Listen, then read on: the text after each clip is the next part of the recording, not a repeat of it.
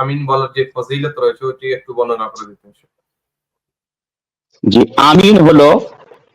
আমিন হলো মুস্তাহাব সূরা ফাতিহা সে নামাজে পড়ুন কিংবা নামাজ ছাড়া নামাজের বাইরে পড়ুন।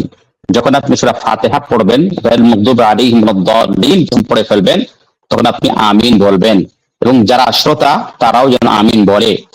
আমিন বলা হলো সুন্নত।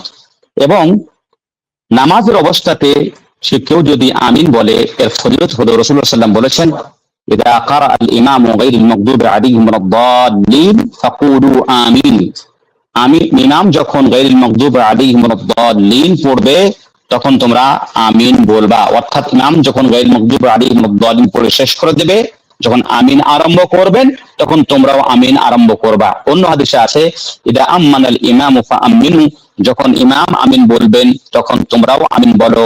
কেননা ফাইন্না মান ওয়াফাকা তামিনুহু তামিনাল মালায়েকা গুফিরা লাহু মা তাকাদ্দামা মিন যামবিহি। কেননা যে যদি কোনো মানুষ আমিন বলে আর তার আমিন বলা যদি ফেরেশতাদের আমিন বলার সাথে যদি সামঞ্জস্য হয়ে যায়, তাহলে আল্লাহ রাব্বুল আলামিন সেই ব্যক্তির বিগত গুনাহ সমূহকে মোচন করে দেন শুধুমাত্র আমিন বলার কারণে। সুবহানাল্লাহ। একটি মাত্র বাক্য আপনি বলবেন, আর যদি আপনি উপযুক্ত সময়ে বলে ফেলেন তাহলে আপনার বিগত সমস্ত গুনাহকে আল্লাহ রাব্বুল আলামিন ক্ষমা করে দেন। সুতরাং এই আমিন বলার বিশেষ ফজিলত রয়েছে। রাসূলুল্লাহ সাল্লাল্লাহু আলাইহি ওয়াসাল্লাম একটি হাদিসে বলেছেন যে ইহুদিরা তোমাদের আমিন বলাতে যতটা তোমাদের হিংসা করে অন্য কোনো কাজে হিংসা করে না। সুতরাং আমরা আমিন বলবো এবং আমিন জোরে বলতে হবে। আমিন জোরে বলতে হবে নামাজে, যখন নামাজে থাকবো তখন আমিন জোরে বলতে হবে। কারণ ইমামও আমিন জোরে বলবেন এবং মুক্তাদিরও আমিন জোরে বলবো। কারণ যে আল্লাহ রাসূল বলেন ইদা আম্মাদাল ইমাম, যখন ইমাম আমিন বলবে। কারণ এই হাদিসের শব্দটাই বলছে যে ইমামকে জোরে বলতে হবে। কেননা আল্লাহ নবী বলেন যখন ইমাম আমিন বলবেন তখন তোমরা আমিন বলবে। তো ইমাম আমিন বললো কি বললো না একথা আমি জানবো কি করে? যখন সে জোরে বলবে তখন জানতে পারবো। তার মানে ইমামকে জোরে বলতে হবে এবং মুক্তাদিরাও আমিন জোরে বলবেন। যেমন ওয়াইল ইবনে হুজর রাদিয়াল্লাহু আনহু হাদিসে আছে যে কান নবী সাল্লাল্লাহু আলাইহি ওয়াসাল্লাম ইযা ক্বারা গায়রুল মাগদুবি আলাইহিম ওয়াদ-দাল্লিন ক্বালা আমিন ওয়া মাদ্দা বিহা সাওতাহু। আল্লাহর নবী যখন গায়রুল মাগদুবি আলাইহিম ওয়াদ-দাল্লিন পড়তেন তখন তিনি আমিন বলতেন এবং তার আওয়াজকে উঁচু করে বলতেন। আল্লাহর নবী আওয়াজকে উঁচু করে বলতেন।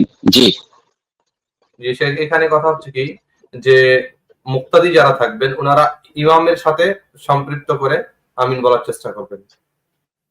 জি, দুইটি হাদিস ইযা ক্বারা আল ইমাম গায়রুল মাগদুবি আলাইহিম ওয়াদ-দাল্লিন ওয়া ইযা আম্মানা আল ইমামু ফাআমিনু, দুইটি হাদিসকে যখন আমরা এক জায়গাতে করব তখন এটা আমাদের ফলাফল বের হবে কি, যখন ইমাম আমিন বলতে আরম্ভ করবেন তখন আমরা আমিন বলবো। নামাজের যতগুলি আমল সব আমলগুলি আমাদেরকে ইমামের পিছনে পিছনে করতে হবে, মুতাবাআত করতে হবে।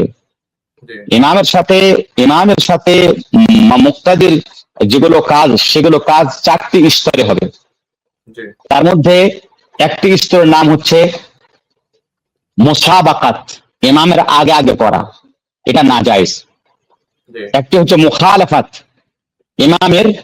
ইমাম করে ফেলেছে তারপর আমি করছি না, অনেকক্ষণ পরে করছি, এটা হলো কি মুখালাফাত, এটাও জায়েজ না। একটা হলো কি মুতাবাআত, অর্থাৎ ইমাম করে ফেললেন আমি তারপরে পরে করব, এটা হলো আসল, এটাই করা যায়, এটাই হলো নামাজের উদ্দেশ্য বা নামাজে আমাদের করতে বলা হয়েছে। রাসূলুল্লাহ সাল্লাল্লাহু আলাইহি ওয়াসাল্লাম বললেন ইন্নামা জুইলাল ইমামু লিইউতাম্মা বিহি ফাইদা কাব্বারা ফাকাব্বিরু ওয়া ইদা রাকা'a ফারকা'ু ওয়া ইদা রাফা'a ফারফা'ু ওয়া ইদা সাজাদা ফাসজুদু। ইমামকে তৈরি করা হয়েছে ইক্তেদা করার জন্য, মুতাবাআত করার জন্য। সুতরাং যখন তিনি আল্লাহু আকবার বলে ফেলবেন তখন তোমরা আল্লাহু আকবার বলো, যখন তিনি রুকুতে চলে যাবেন তখন তোমরা রুকুতে যাও। এটা হলো নামাজের প্রত্যেক কাজে এই মুতাবাআত করতে হবে। কিন্তু একটি কাজ আছে যেটা করে মুকারানাত, সাথে সাথে করা। নামাজের মধ্যে ইমামের সাথে কোনো কাজ তার সাথে করা জায়েজ নয়, শুধু একটি আমল ছাড়া, সেটা হলো কি আমিন, সেটা হলো আমিন। কারণ যখন দুইটি হাদিসকে আমরা একসাথে করছি, একসাথে করার পরে আমরা তার ফল পাচ্ছি এই যে ইমাম যখন গায়রুল মাগদুবি আলাইহিম ওয়াদ-দাল্লিন বলে শেষ করে দেবেন, যখন তিনি আমিন আরম্ভ করবেন তখন মুক্তাদিরাও আমিন বলতে আরম্ভ করবেন।